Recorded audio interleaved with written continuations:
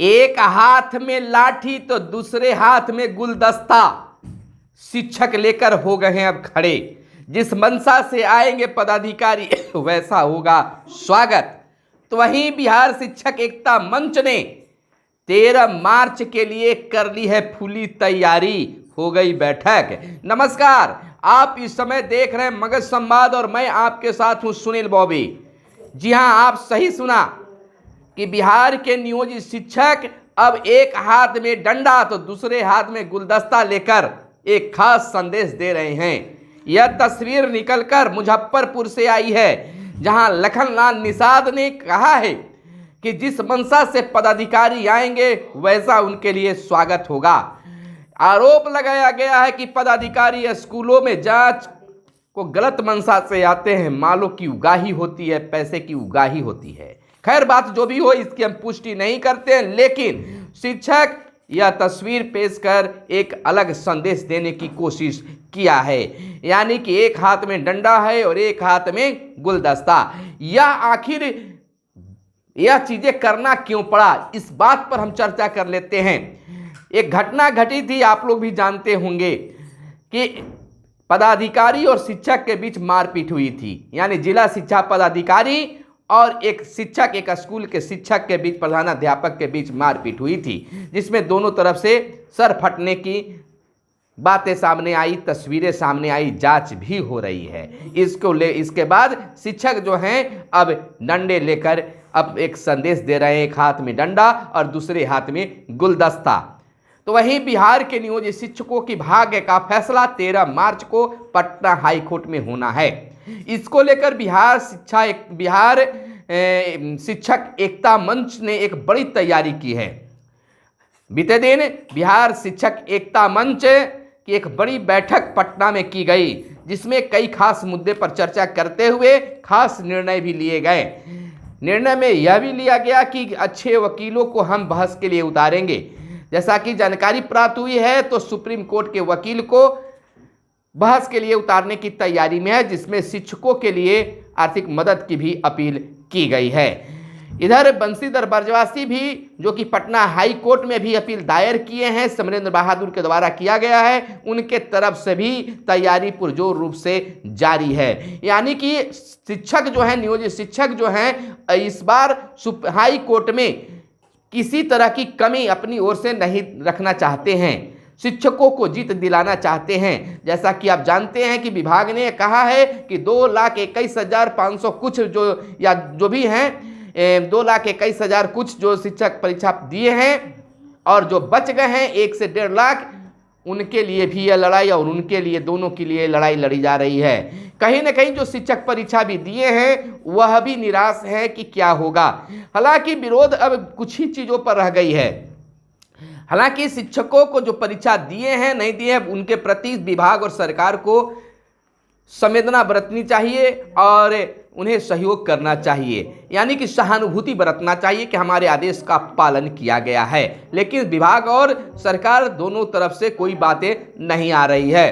तो हम आपको बता दें कि अब शिक्षक यही चाहते हैं कि हमें राज्यकर्मी का दर्जा मिल जाए और कहीं हमारा घर उजाड़ने का काम नहीं किया जाए। मुख्य रूप से अब यही रह गया है कि हम जिस जगह पर हैं उस जगह से हमें नहीं हटाया जाए। स्कूल भले ही चेंज कर दिया जाए, लेकिन दूसरे जिले में हमें नहीं भेजा जाए।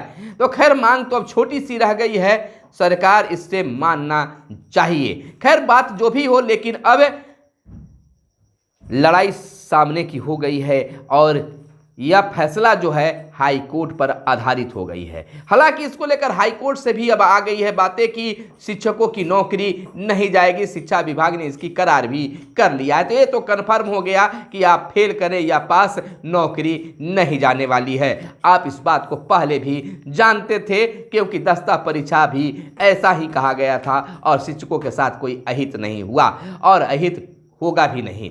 तो इसको लेकर फिर भी शिक्षक जो हैं लगातार 2-3 माह से टेंशन में जी रहे हैं और उनकी होली दिवाली सब चौपट हो रही है। तो सरकार इसकी भी ध्यान रखे कि जिस प्रकार से हम चुनाव की परीक्षा में उतरने जा रहे हैं, तो शिक्षक भी रोज परीक्षा दे रहे हैं। एक तरफ देखिए कि बिहार में विद्यालयों में परीक्षा होनी है, होली के दिन भी, होली के छुट्टी में भी परीक्षा लेनी है, तो इस तरह के काम में भी जब शिक्षकों को लगा रहे हैं, 5 बजे तक ड्यूटी बजाना पड़ रहा है, ड्यूटी ले रहे हैं, तो सरकार और विभाग को भी शिक्षकों के प्रति सहानुभूति बरतनी चाहिए। खैर, बात जो भी हो और जो भी सरकार और विभाग की ओर से आदेश फरमान निकले, लेकिन अब जो है शिक्षक बिल्कुल तैयार हैं। यानी कि एक तरफ फूल और गुलदस्ता, तो दूसरी तरफ हाई कोर्ट और सुप्रीम कोर्ट से भी लड़ने की, यानी कि अपनी वकील अच्छे रखने की भी बातें हो रही है। यानी कि कोई कसर शिक्षक जो है, नियोजित शिक्षक जो है, छोड़ना नहीं चाहते हैं। हर कोशिश के बाद जीत ही जीत चाहते हैं। यानी कि लंबी खबर नहीं हो तो बिल्कुल हम आपको बता दें कि नियोजित शिक्षक जो हैं, इन दिनों यह अब आस टकटकी निगाह से बनाए हुए हैं कि 13 मार्च को क्या होगा। आप देख रहे हैं कि बिहार के नियोजित शिक्षकों के साथ क्या क्या हुआ।